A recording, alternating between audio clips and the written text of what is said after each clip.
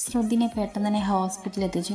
ആംബുലൻസിൽ കയറ്റി ഹോസ്പിറ്റലിലേക്ക് ഓടുമ്പോൾ തൻ്റെ മനസ്സിലും അവൾ മാത്രമേ ഉണ്ടായിരുന്നുള്ളൂ. ജാനകി എവിടെ എവിടെ എൻ്റെ ശ്രുതി? ഹരി പൊട്ടിക്കരഞ്ഞിട്ട് ഹോസ്പിറ്റൽ വരാന്തിൽ വെച്ച് എൻ്റെ ഷർട്ടിൻ്റെ കോളർ പിടിച്ചുലച്ച ജാനകി ഇപ്പോഴും ഉണ്ട് കൺമുന്നിൽ. അവൻ നെടുവേർപ്പെട്ട് ശ്രുതി മരിച്ചു. അത് വെറുമൊരു ആക്സിഡൻ്റായി തീർന്നു. അല്ലെങ്കിലും അങ്ങനെയല്ലേ, പണമുള്ളവന് എന്തു ആകാലോ. അവരുടെ ആക്സിഡൻ്റാക്കി തീർത്ത്. അവസാനമായി ജാനകി കാണുന്നത് ശ്രുതിൻ്റെ അന്ത്യകർമ്മങ്ങൾക്കന്നാണ്. മിഴിനീർ വറ്റി തൊണ്ട പൊട്ടി മൗനമായി അലർന്ന പെണ്ണൊരുത്തി അവളെ ചേർത്ത് പിടിച്ച് ആശ്വസിപ്പിക്കണമെന്നുണ്ടായിരുന്നു. പക്ഷെ കൈ അനങ്ങില്ല. പിന്നീട് കുറ്റബോധം മനസ്സിൽ കിടന്ന് പുഴുവരിക്കാൻ തുടങ്ങി. എങ്ങനെയെങ്കിലും മാളവനെ ഈ അവസ്ഥയിലാക്കിയവനെ കൊന്ന് ഈ ബന്ധനങ്ങളിൽ നിന്ന് മോചനം വേണമെന്ന് തീരുമാനിച്ചു. ഹരി മിഴികൾ ഉയർത്തി അവളെ നോക്കി. അവൾ പറ്റിച്ചേർന്ന് എല്ലാം കേട്ടുകൊണ്ട് കിടക്കുന്നു. പാവല്ലേ ഏട്ട ജാനകി ചേച്ചി? അവളെ ചുണ്ടുകൾ പുറത്തേക്കുന്തി. പാവാണ്, അവൻ നിശബ്ദമായി പറഞ്ഞു. പിന്നെ എങ്ങനെയാ ജാനകി ചേച്ചിക്ക് മനസ്സിലായത് ശ്രുതി ചേട്ടൻ്റെ മണം ആക്സിഡൻ്റ് അല്ലെന്ന്? മിഴി സംശയത്തോടെ നോക്കി. വീട്ടുകാരുടെ വയലിന് തന്നെ കേട്ടു കൊട്ടേഷൻ കൊടുത്തതാണെന്ന്. അങ്ങനെ ജാനകി അന്വേഷിച്ചു. ആ അന്വേഷണത്തിലാണ് മനസ്സിലായത് കൊട്ടേഷൻ ടീമിൽ ഞാനും ഉണ്ടായിരുന്നെന്ന്. അവൾ വിശ്വസിച്ചിരുന്നത് ഞാനും കൂടി ചേർന്നാണ് ശ്രുതിനെ കൊന്നതെന്നാണ്. അതിന് അവൾക്ക് തെളിവും ഉണ്ടായിരുന്നു. കാരണം ശ്രുതിനെ ഹോസ്പിറ്റലിൽ എത്തിച്ചത് ഞാനാണ്. പാലക്കാട് കിടക്കുന്ന ഞാനെങ്ങനെ ഇവിടെ എത്തും? പക്ഷെ ജാനകി തളർന്നില്ല കേട്ടോ. വീട്ടുകാർ കൊണ്ടുവന്ന കല്യാണങ്ങളെല്ലാം അവൾ മുടക്കി. അവസാനം അവളുടെ പേരുള്ള സ്വത്തുക്കൾ ബന്ധുക്കൾ തട്ടിയെടുക്കാനാണ് ഈ പരാക്രമമെല്ലാം കാണിക്കുന്നതെന്ന് മനസ്സിലായതും വീട് വിട്ടിറങ്ങി. ഇപ്പോൾ ഒരു ചെറിയ ജോലിയുണ്ട്. വാടക വീടാണ് താമസം. ഹരി കണ്ണുനീർ തുടച്ച് നീയോട് ചേർന്ന് കിടന്നു. എന്തു പറയാനാണ്, ഇങ്ങനെയും കുറെ ജീവിതങ്ങൾ. നീ അവൻ്റെ മുടിയിഴകളിൽ തലോടി. എന്തു വന്നാലും നമുക്ക് ഈ കേസ് ജയിക്കണം ഏട്ടാ. കൂടെ ഞാനുണ്ടാകും. കാരണം ഇത് ജാനകി ചേച്ചിയുടെ ജീവന്റെ പേരിലുള്ള കേസാണ്. മിഴിയുടെ ശബ്ദം ചിലമ്പിച്ചു. അവൻ പതിയെ മൂടി. ഇരുവർക്കും ഇടയിൽ നിശബ്ദത. എപ്പോഴും മയങ്ങിപ്പോയിരുന്നു രണ്ടുപേരും. രാവിലെ ഉറക്കമുണർന്നത് ഹരിയായിരുന്നു. അവൻ നോക്കുമ്പോൾ ഒന്നും അറിയാത്ത പോലെ നിഷ്കളങ്കമായി ഉറങ്ങുന്ന മിഴി. അവൻ എഴുന്നേറ്റ് പെട്ടെന്ന് തന്നെ ഫ്രഷായി വന്നു. അടുക്കളയിൽ നോക്കുമ്പോൾ ബ്രെഡ് ഇരിപ്പുണ്ട്. അത് നെയിൽ പൊരിച്ചു വെച്ച് ചായയും ഉണ്ടാക്കി. എന്നെ വിളിച്ചുവിടായിരുന്നു ഹരിയേട്ടാ. ഉറക്കച്ചടോടെ ഇവൾ അടുക്കളയിലേക്ക് വന്നു. നീ ഉറങ്ങിക്കോട്ടെ എന്ന് വിചാരിച്ചു. അവൻ പിന്നിൽ കണ്ണ് തിരിഞ്ഞു നിൽക്കുന്നവളെ നോക്കി കണ്ണിറക്കി. ഇങ്ങ് മാറി, ഞാൻ കൊണ്ടുപോയി വെക്കാം. മുടി ഉച്ചയ്ക്ക് കെട്ടിവെച്ച് മുഖം ബേസിനിൽ പോയി കഴുകി വന്നപ്പോൾ അവനത് സമ്മതിച്ചില്ല. ഇതൊക്കെ ഉണ്ടാക്കിയെങ്കിൽ ടേബിളിൽ കൊണ്ടുപോയി വെക്കാനും എനിക്കറിയാം. അവൻ കണ്ണുകെട്ടി. വന്ന് പല്ല് തേച്ചു. നല്ല നാറ്റമുണ്ട്. അവൻ മൂക്കു ചൊടിച്ചപ്പോൾ അവൾ എഴിച്ചു കാണിച്ചു. പല്ല് തേച്ച് വന്നപ്പോൾ അവൻ ടേബിളിൽ ഇരിക്കുന്നത് കണ്ടു. അരികിൽ പോയിരുന്ന് ഒരു ഗ്ലാസ് ചായ എടുത്ത് കുടിച്ചു. ഞാൻ പോകാൻ റെഡിയാവുകയാണ്, നീ വരുന്നോ കൂടെ? മിഴി നോക്കി പുരികം പൊക്കി ചോദിച്ചപ്പോൾ ആവേശത്തോടെ തലയാട്ടുന്നുമുണ്ട്. കഴിച്ചു കഴിഞ്ഞ് അവൻ്റെ കൂടെ പെട്ടെന്ന് റെഡിയായി ഇറങ്ങി. ഒരു ചുവന്ന സാരിയാണ് വേഷം. മുടി വിടർത്തി ഇട്ടിരിക്കുന്ന. അത്യാവശ്യം വണ്ണമുള്ള ആളായതുകൊണ്ട് തന്നെ സാരി ഉടുക്കാൻ ഇഷ്ടമില്ല മിഴിക്ക്. ആരെങ്കിലും ഉടുത്ത് കാണാൻ ഇഷ്ടവുമാണ്. പക്ഷെ തനിക്ക് ചേരില്ലെന്നാണ് അവളുടെ വാദം. പക്ഷെ ഹരിക്കിഷ്ടം സാരിയാണ്. നിനക്ക് ഏറ്റവും ചേരുന്ന സാരി എന്ന് പറഞ്ഞുകൊണ്ട് അവനിപ്പോൾ സാരി ഉടുത്ത് പോകാമെന്ന് വിചാരിച്ചു അവൾ. എങ്ങോട്ടാ ഹരിയേട്ട നമ്മൾ? മിഴി സംശയത്തോടെ ഹരിയെ നോക്കി. ആദ്യം പോകുന്നത് ഞങ്ങൾ പഠിച്ച കോളേജിലേക്ക്. അവൻ ഡ്രൈവിങ്ങിൻ്റെ ഇടയിൽ അവളെ തലചെരിച്ച് നോക്കി. അത് കേട്ടപ്പോൾ അവളുടെ മുഖം വിടർന്നു. അവൾ പുഞ്ചിരിയോടെ പുറത്തേക്ക് നോക്കിയിരുന്നു. രാവിലെ എഴുന്നേറ്റ് തലേ ദിവസം പുളിക്കാൻ വെച്ച മാവത്ത് ദോശ ചൂടുകയാണ് ആര്യൻ. മറ്റേ അടുപ്പത്ത് ചായ വെച്ചിട്ടുണ്ട്. പുതിയ വീടായതുകൊണ്ട് ഗ്യാസ് കണക്ഷൻ കിട്ടിയില്ല. അടുപ്പത്താണ് സകല പരിപാടിയും. വീടിൻ്റെ പിന്നിൽ റബ്ബർ തോട്ടമുണ്ട്. അവിടെ കെട്ടി ഇന്നലെ വൈകിട്ട് കുറച്ച് വിറക് പൊട്ടിച്ചു വെച്ചു. അതുകൊണ്ടാണ് രാവിലത്തെ ഭക്ഷണം.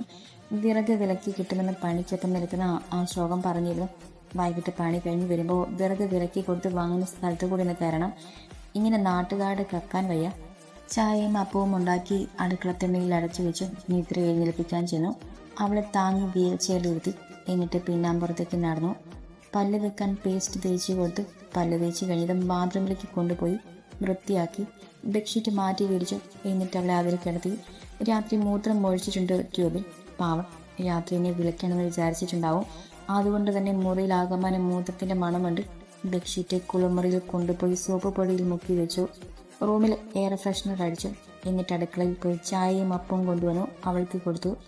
ഞാൻ വൈകിട്ട് വരാൻ വൈകുതേ, കുറച്ച് സ്ഥലങ്ങളിൽ കൂടി പോവാനുണ്ട്. ആര്യനെ അവൾ കരുതിൽ ഇരുന്നുകൊണ്ട് പറഞ്ഞു. എങ്ങോട്ട് പോവാരിയേട്ടാ? ഒത്തിരി വൈകല്ലേ, എനിക്ക് പേടിയാവും. ഉള്ളിലെ പേടി പുറത്ത് കാണിച്ചു മിത്ര. പേടിക്കണ്ട, പെട്ടെന്ന് വരും. കുറച്ച് വിറക് വിലക്ക് മേടിക്കണം. പിന്നെ ഞാൻ ഇന്നലെ പറഞ്ഞത് ഒരു ഹോസ്പിറ്റൽ, അതിനെപ്പറ്റി ഒന്ന് അന്വേഷിക്കാൻ വേണം. അവൻ കഴിച്ചു കഴിഞ്ഞ് പാത്രമെടുത്ത് അടുക്കളയിൽ കൊണ്ടുപോയി വെച്ചു. എന്നിട്ട് അവളുടെ വായ കഴുകി ആ വെള്ളം കൊണ്ട് പുറത്തേക്ക് കളഞ്ഞു. ഉള്ളിലേക്ക് വന്ന ധൃതിയിൽ ഷർട്ടും പാൻറ്റും എടുത്തിട്ടും എന്നിട്ട് പണി ഡ്രസ്സ് എടുത്ത് കവറിലും ഇട്ട് പോകാനായി ഇറങ്ങി. ഉച്ചയ്ക്ക് ഞാൻ വരാൻ നോക്കാട്ടോ, അല്ലെങ്കിൽ അപ്പുറത്തെ ശാരദ ചേച്ചിയോട് വരാൻ പറഞ്ഞിട്ടുണ്ട് ഞാൻ. അവൻ പോകാൻ നേരം വന്ന് അവളുടെ കൈകളിൽ പിടിച്ചു നെറ്റിയിൽ ചുണ്ടുകൾ അമർത്തി. അവൾ പുഞ്ചിരിയോടെ തലയാട്ടി. എന്നിട്ട് കള്ളിൽ അമർത്തി ചുംബിച്ചു. ഡോറടിച്ച് പുറത്തേക്ക് ഇറങ്ങുന്നവനെ ആ പെണ്ണ് ജനാല വഴി പുഞ്ചിരിയോടെ നോക്കി നിന്നു. ഉച്ചയ്ക്ക് അച്ചുവിനുള്ള ഭക്ഷണമായി വരുമ്പോൾ മാള് കാണുന്നത് പ്ലാസ്റ്റിക് ഇട്ട കാല് വെച്ച് എഴുന്നേറ്റ് നടക്കാൻ ശ്രമിക്കുന്ന അച്ചുവിനെയാണ്. അത് കണ്ടപ്പോൾ അവൾക്ക് ദേഷ്യം വന്നു. അവൾ ദേഷ്യത്തോടെ ചോറ്റും പാത്രം എടുത്ത് ടേബിളിൽ വെച്ച് അവനെ ബലമായി പിടിച്ച് കട്ടിലിരുത്തി. ഇങ്ങനെ തോന്നിയവരെ പെരുമാറാനാണെങ്കിൽ പിന്നെ ഞാൻ എന്തിനാ ലീവും എടുത്തിങ്ങനെ കൂട്ടിരിക്കണേ? അവൾ കണ്ണു പൊറപ്പിച്ച് അവനെ നോക്കി. അവൻ കള്ളത്തരം പിടിക്കപ്പെട്ടവനെ പോലെ തല താഴ്ത്തി. അവൾ ടേബിളിൽ വെച്ച ചോറും പരിപ്പ് കറിയും പപ്പടവും എടുത്ത് കുഴച്ച് അവൻ അരികിൽ വന്നിരുന്നു. എന്നാ വായ തുറക്ക്. അവൾ തല താഴ്ത്തി മിണ്ടാതിരിക്കുന്ന അച്ചുവിനെ കണ്ടപ്പോൾ ചിരി അടക്കി. അനുസരണയുടെ അവൻ വായ തുറന്നത് കണ്ടപ്പോൾ ചിരി പൊട്ടി. എന്ത് പറ്റിയത്? സാധാരണ ഇങ്ങനെയല്ലല്ലോ, നാവിന് വല്ലാത്ത നീളാണല്ലോ. അവൾ കുസൃതിയോടെ നോക്കി. അവൻ പക്ഷെ ഒന്നും മിണ്ടിയില്ല. ഞാൻ കാരണം നീ ഇത്ര ദിവസം ലീവ് എടുത്തു മാളു. അവൻ നിരാശയോടെ അവളെ നോക്കി. അയ്യോടാ, അത്ര സങ്കടപ്പെടേണ്ട കേട്ടോ, ഞാനതങ്ങ് സഹിച്ചു. അവൾ അവനെ നെറ്റിയിൽ പതിയെ നെറ്റി മുട്ടിച്ചു. എന്നിട്ട് ഭക്ഷണമെല്ലാം വാരി കൊടുത്തു. ഭക്ഷണം കഴിച്ച് അച്ചുവിൻ്റെ വായും കഴുകി കൊടുത്ത് അവനെ കട്ടിൽ കിടത്തി മാളു. ദേ അപ്പുറം പോവാം, ഇനി എനിക്ക് സഹായമുണ്ടെങ്കിൽ തരാൻ. മോൻ കൂടുതൽ ബുദ്ധിമുട്ടി എഴുന്നേറ്റ് നടന്നാൽ മറ്റേ കാലം കൂടി ഞാൻ തല്ലി ഓടിക്കും, പറഞ്ഞേക്കാം. അവൾ കണ്ണൊട്ടിപ്പോൾ അവനൊന്നും മിണ്ടാതെ അടങ്ങിക്കിടന്നു. അച്ചു അവൾ പോകുന്നത് നോക്കിക്കിടന്നപ്പോഴും അവൻ്റെ മനസ്സിലേക്ക് അവൾ ആദ്യമായി കണ്ട രംഗം ഓർമ്മ വന്നു. ഹോസ്പിറ്റലിൽ വരാന്തയിൽ ഹരിയുടെ കൈകളിൽ മുറുക്കെ പിടിച്ച് കണ്ണുകളോടെ തിളക്കം നഷ്ടപ്പെട്ട ഒരുവൾ. അവളുടെ മുടികളാകെ പാറി പറന്നിരുന്നു. വറ്റി വരണ്ട ചുണ്ടുകൾ, പേടിയുടെ ചുറ്റും നോക്കിയിരുന്ന നിഷ്കളങ്ക മുഖം. അങ്ങനെയുള്ളവളിൽ നിന്ന് ഈ മാളുവിലേക്ക് മാറ്റാൻ താൻ ഒത്തിരി ശ്രമിച്ചിരുന്നു. അവന് ദീർഘശ്വസിച്ചു.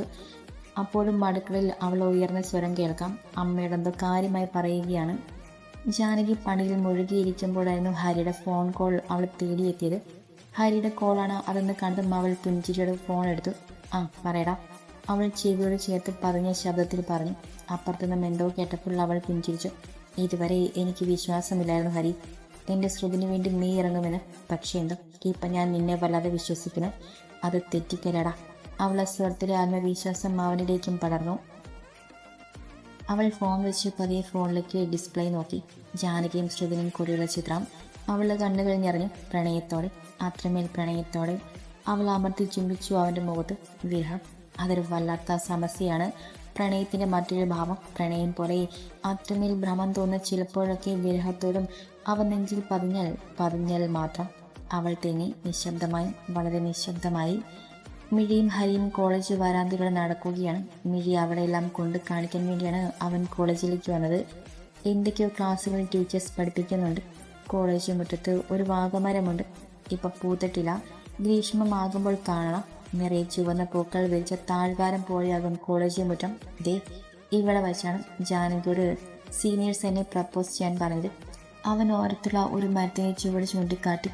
അവൾ കൗതുകത്തോടെ എല്ലാം നോക്കുകയാണ്. എത്ര പെട്ടെന്നാണ് കാലം പോയത്. അവിടെ നിന്ന് എഴുതിർപ്പെട്ടു. വർഷങ്ങൾ കഴിഞ്ഞിരിക്കുന്നു. എല്ലാം ഇന്നലെ കഴിഞ്ഞ പോലെ. അവൻ മിഴി ഓരോ സ്ഥലങ്ങൾ കാണിച്ചു കൊടുക്കുമ്പോൾ എതിരെ കുറച്ച് പ്രായം ചെന്നൊരാൾ വന്നു. അയാളെ കണ്ടപ്പോൾ അവൻ്റെ കണ്ണുകൾ കുറുകി. എന്നാൽ അദ്ദേഹം ഹരിയെ കണ്ടപ്പോൾ പുഞ്ചിരിയോടെ അവൻ അരികിൽ വന്നു. ആ ഹരി, എന്താടാ ഇവിടെ? ഒരുപാട് നാളായില്ലോ കണ്ടിട്ട്. അയാൾ അവന് നേരെ കൈ നീട്ടി. കൊച്ചേട്ടാ, നാട്ടിൽ വന്നപ്പോൾ വൈകുന് കോളേജൊക്കെ കാണിച്ചു കൊടുക്കാൻ കൊണ്ടുവന്നതാണ്. അവൻ പുഞ്ചിരിയോടെ തന്നെ മറുപടി പറഞ്ഞു. ഇത് കൊച്ചേട്ടൻ, ഇവിടുത്തെ സെക്യൂരിറ്റിയാണ്. ഹരി മിഴിക്ക് പരിചയപ്പെടുത്തി കൊടുത്തു. മിഴി അയാളെ നോക്കി പുഞ്ചിരിച്ചു. അയാൾ തിരിച്ചും. കൊച്ചേൻ്റെ വീട്ടിൽ എല്ലാവർക്കും സുഖമല്ലേ? ഹരി അർത്ഥം വെച്ച് ചോദിച്ചു. അതെ മോനെ, സുഖമായി പോകുന്നു. അയാൾക്കിത് മനസ്സിലാവാത്ത പോലെ. മൂത്ത മകളിപ്പോൾ എന്ത് ചെയ്യുന്നു? ഹരി വീണ്ടും ചോദിച്ചു. അവൾ ഇപ്പോൾ മെഡിസിൻ കഴിഞ്ഞു, പ്രാക്ടീസ് ചെയ്യുന്നു. അയാളുടെ മുഖത്ത് അഭിമാനം. ആഹാ, അത് കൊള്ളാലോ. ഗവൺമെൻറ് സീറ്റായിരുന്നോ ചേട്ടാ? ഹരിയുടെ കണ്ണുകൾ കുറുകി. അയാളുടെ ചിരി പതിയെ മായുന്നത് ഹരി കണ്ടു. ആ അതെ, ഗവൺമെൻറ്റിൽ തന്നെയാണ് പഠിച്ചിറങ്ങിയത്. അയാൾ തല വെട്ടിച്ചു. ഞാൻ എന്നാൽ പോട്ടെ, പണിയുണ്ട് മോനെ. അയാൾ ധൃതിയിൽ അവൻ്റെ കൈ പിടിപ്പിച്ചു. എന്നിട്ട് മാറി നടന്നു. മിഴിക്കൈകളുടെ പോക്കിൽ അസ്വാഭാവികതയൊന്നും തന്നെ തോന്നിയില്ലെങ്കിലും ഹരിയുടെ ചുണ്ടിൽ പുഞ്ചിരിയുണ്ടായിരുന്നു. അവൻ ഫോണെടുത്ത് വാട്സാപ്പ് തുറന്നു. എന്നിട്ട് ജാനകിയുടെ വാട്സാപ്പിലേക്ക് എന്തോ മെസ്സേജ് അയച്ച ശേഷം തിരിഞ്ഞു നടന്നു. കോളേജിൽ നിന്ന് തിരിച്ചെത്തുമ്പോൾ ഉച്ചയായിരുന്നു. തിരിച്ചു വരുന്ന വഴിയിൽ ഭക്ഷണം കൂടി കഴിച്ചിട്ടാണ് വന്നിരിക്കുന്നത്.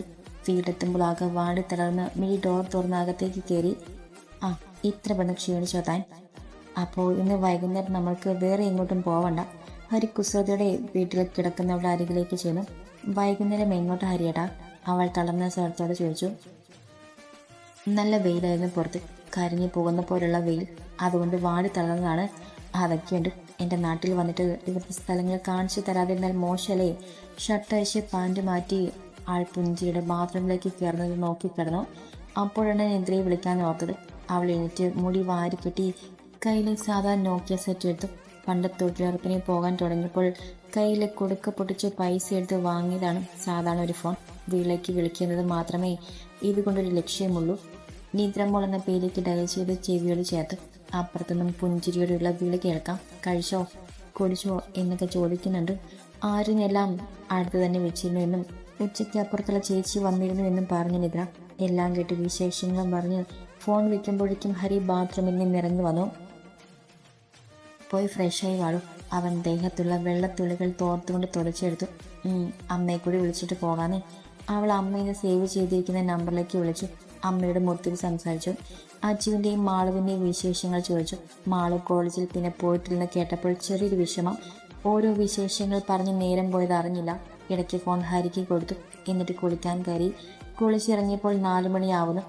റൂമിൽ ലാപ്പിൽ എന്തൊക്കെയോ നോക്കിക്കൊണ്ട് ഹരി ഇരിക്കുന്നുണ്ട്. കേസിൻ്റെ എന്തൊക്കെയാണ്. നേരി അടുക്കളയിൽ ചെന്ന് ചായ വെച്ചു. പിന്നാമ്പുറത്തെ വാതിൽ തുറന്നു. അതിന് രാവിലെയും ശരിക്കും തുറന്ന് പരിസരം വെക്കാൻ കഴിഞ്ഞില്ലായിരുന്നു. ഇന്നലെ വൈകി വന്നതിൻ്റെ. രാവിലെ ആണെങ്കിലും പെട്ടെന്ന് പുറത്ത് പോകണമെന്ന തിരക്കും. ചായക്ക് വെള്ളം അടുപ്പത്ത് വെച്ചിട്ട് അവൾ പുറത്തേക്ക് ഇറങ്ങി. പിന്നാമ്പുറത്ത് ഒരു ബാത്റൂമുണ്ട്. അതിനപ്പുറം വരാന്തയാണ്. അതിൻ്റെ പിന്നിൽ ഒരുപാട് വീടുകളുണ്ട്. കോളനി പോലെ നിറയെ കുടിലുകൾ. പക്ഷെ ആരെയും പുറത്തേക്ക് കാണുന്നില്ല. ചുറ്റും നോക്കി. ഒന്നുകൂടി അടുത്തേക്ക് ചെന്ന് നോക്കി. വരമ്പിൻ്റെ അവിടുന്ന് അപ്പുറം നോക്കുമ്പോൾ വീടുകളിൽ ചിലത് വ്യക്തമായി കാണാം. അവയുടെ വാതിൽ ഓല കൊണ്ടാണ് ഉണ്ടാക്കിയെന്ന് കണ്ടപ്പോൾ അത്ഭുതം തോന്നി. ഈ കാലഘട്ടത്തിലും ഇങ്ങനെയുള്ള അവസ്ഥകളുണ്ടല്ലോ. ഒന്ന് ദീർഘനിശ്വസിച്ചു. കോളനിയിലേക്കുള്ള വഴി അപ്പുറമുണ്ട്. ഒരു കവുങ്ങിൻ തോട്ടത്തിലൂടെ. അതൊരു ചതുപ്പ് പോലെയാണ്. വീട്ടിൽ നോക്കിയാൽ എല്ലാം പിന്നം പുറത്തെ വാതിൽക്കൽ നിന്നാൽ വ്യക്തമായി കാണാം. കവുങ്ങിൻ തോട്ടത്തിൻ്റെ അരികിൽ വലതുവശത്തായി ഒരു ഞാവൽ മരമുണ്ട്. അത് കായ്ച്ചിട്ടൊന്നുമില്ല. ആ, ഇവിടെ ഒന്ന് നിൽക്കുവാണോ? പിന്നിൽ നിന്ന് ഹരിയുടെ ശബ്ദം കേട്ടപ്പോൾ ഞെട്ടിലോട് തിരിഞ്ഞു നോക്കി. ദേ ചായ തിളച്ചു മറിയുന്നു. അവൾ കൈകൾ പിണച്ചു കെട്ടി വാതിൽക്കൽ നിൽപ്പുണ്ട്. അയ്യോ! പെട്ടെന്ന് ഓർത്തുപോലെ തലക്കിട്ടൊരു കൊട്ടുകൊട്ടി. ഓടിക്കയറി ഉള്ളിലേക്ക് നോക്കുമ്പോൾ പൊടിയിട്ട് ഓഫ് ചെയ്ത് മധുരവും ഇട്ട് വെച്ചിരിക്കുന്നു ഹരി. ചുമ്മാ പേടിപ്പിക്കുന്ന ഹരിയേട്ടാ. ഹരിയെ നോക്കി കണ്ണൊട്ടി. എന്നിട്ട് കപ്പിൽ മധുരം ഇട്ട് വെച്ച ചായ ഗ്ലാസ്സിലേക്ക് പകർത്തി അവന് നേരെ ഒരു ഗ്ലാസ് നീട്ടി. കടിയൊന്നുമില്ലേ? അവൻ പ്രത്യേക താഴ്ത്തിൽ ചോദിച്ചു. ഞാൻ തന്നാൽ മതിയോ കടി? മുൻപിലായി നടക്കുന്നവൾ തല ചിരിച്ചു നോക്കി. എന്നാലും മതി. അവൻ ശബ്ദമൊന്ന് താഴ്ത്തി. തരുന്നുണ്ട് ഞാൻ. അവൾ ഇറയത്തേക്ക് നടന്നു. എന്നിട്ട് കൈവരിയിൽ ചായ ഗ്ലാസ് വെച്ച് പടവിലിരുന്നു. കുടിച്ചിട്ട് നീ റെഡിയാവും. അവൻ ചൂട് ചായ ചുണ്ടോട് ചേർത്ത് ഊരിയിറക്കി കുടിച്ചു. ഇനിയും പോകണം ഹരിയേട്ടാ. ഞാൻ ആകാശം വിളിച്ചു. നമുക്ക് മറ്റൊരു ദിവസം പോകാം. അവൾ വല്ലായ്മയോടെ നോക്കി. അവനും പുഞ്ചിരിയാണ്. ഇതുവരെ എങ്ങോട്ടും പോയിട്ടില്ല. പോകാൻ ഒരുപാട് സ്ഥലം ആഗ്രഹമുണ്ടെന്നൊക്കെ പറഞ്ഞ ആളാണ്. ഹരി അവളെ കളിയാക്കി. എന്നെ കളിയാക്കണ്ട. അവൾ മുഖം വീർപ്പിച്ചു. കളിയാക്കാം. അവൻ കെറുപോടെ അവളുടെ അരികിൽ വന്നിരുന്നു. ഒന്നും മിണ്ടിയില്ല അവൾ. പക്ഷെ ആ മുഖത്ത് അനിഷ്ടം പ്രകടമാണ്. ഈ മുഖം നന്നായി ചേരും നിനക്ക്, വഴക്കാളി. അവൻ മുഖം കുനിച്ചു. എന്നിട്ട് വീർത്തൊക്കെ ഉള്ളൊന്ന് തൊട്ടു. ആഹാ, എത്രത്തോളം ചെയ്തു? ജാനകി ചേച്ചിയെ പോലെ. അവൾ ദേഷ്യത്തിൽ എന്തൊക്കെ വിളിച്ചു പറയുകയാണ്. പക്ഷെ അത് കേട്ടപ്പോൾ അവൾ പൊട്ടിച്ചിരിച്ചു. നീ അത് വിട്ടില്ലേ? അവനൊന്നുകൂടെ ചേർന്ന് നിന്നു. പറയേ. മിഴി വാശിയായി നിൽക്കുകയാണ്. നിന്നെ അവളുമായി കമ്പയർ ചെയ്യുന്നത് എന്തിന്? രണ്ടാൾക്കും രണ്ട് സ്വഭാവമല്ലേ? രണ്ട് നേച്ചർ. അവൾ പതിയെ എഴുന്നേറ്റു. ഒരു ഗ്ലാസ് ചായ കൂടി ഗ്ലാസ്സിലേക്ക് പകർത്തിക്കൊണ്ട് വീണ്ടും വന്നിരുന്നു. എന്നാലും ഞാനാണ് നല്ലതെന്ന് പറയില്ല ദുഷ്ടൻ. അവൾ പിറുപിറുത്തു. അത് കേട്ടുകൊണ്ട് തന്നെയാണ് അവൻ പിന്നീട് വന്നതും. അവന് ചിരി വന്നു. പക്ഷെ അത് കേൾക്കാത്ത ഭാവത്തിൽ വന്ന് അടുത്തിരുന്നു. കൊണ്ട് തന്നെ ഈ കുറുമ്പ് കാണിക്കുന്ന സ്വഭാവമുള്ളവളെയാണ് എനിക്കേറെ ഇഷ്ടം. എന്തേ അതുപോലെ. അവൻ കൈകൊണ്ട് ചേർത്ത് പിടിച്ചു. ആ മുഖം പതിയെ തെളിഞ്ഞു വരുന്നുണ്ട്. എനിക്ക് വേണ്ടി പറഞ്ഞതല്ലോ. അവളുടെ കണ്ണിൽ തിളക്കം മറിച്ചുകൊണ്ട് അവനെ നോക്കി. ഓഹോ, എങ്ങനെ സാധിക്കുന്നിടും ഇങ്ങനെ കുത്തി ചോദിക്കാൻ? അവൻ തലയിൽ കൈ വെച്ചു. അവളത് കേട്ടപ്പോൾ നാവ് കടിച്ച് അവനെ നോക്കി. റോഡിലൂടെ കുഞ്ഞി വഴിയിലേക്ക് ഒരു സ്കൂട്ടി വരുന്നതിൻ്റെ ശബ്ദം കേട്ട് ഇരുവരുടെയും നോട്ടം അങ്ങോട്ടേക്ക് പോയി. തലയിൽ ഹെൽമെറ്റൊക്കെ വെച്ച് ഒരു സ്കൂട്ടറിൽ ജാനകി. ഇരുവരും കുഞ്ചിച്ചോടെ എഴുന്നേറ്റപ്പോഴേക്കും അവൾ മുറ്റത്തെത്തിയിരുന്നു. ആ മുഖത്തുനിന്ന് ഹെൽമെറ്റ് മാറ്റുമ്പോൾ ആകെ വിയർത്ത് കുളിച്ചിരുന്നു അവൾ. വല്ലാതെ ഭയന്ന മട്ടാണ്. മിഴി, കുറച്ചു വെള്ളം. അവൾ നെഞ്ചിലെ കിതപ്പ് മാറ്റാൻ ശ്രമിച്ചുകൊണ്ട് പറഞ്ഞു. കേട്ടപാടെ മിഴി ഉള്ളിലേക്കോടി. എന്ത് വെച്ചടി? ഹരിയുടെ കണ്ണുകൾ കുറുകി. അവൾ എൻ്റെ പിന്നാലെ ഉണ്ടായിരുന്നു. ദാ ഈ മതിൽ കഴിയുവോളം. അവൾ മുൻപിലെ മതിൽ ചൂണ്ടിക്കാണിച്ചു. എന്നിട്ട് തള്ളിയ കണ്ണുകളോടെ ഹരിയെ നോക്കി. ഹരിയുടെ മുഖം വല്ലാതെ മാറി. അവൻ ചുവന്ന മുഖത്തോടെ അവളെ നോക്കി.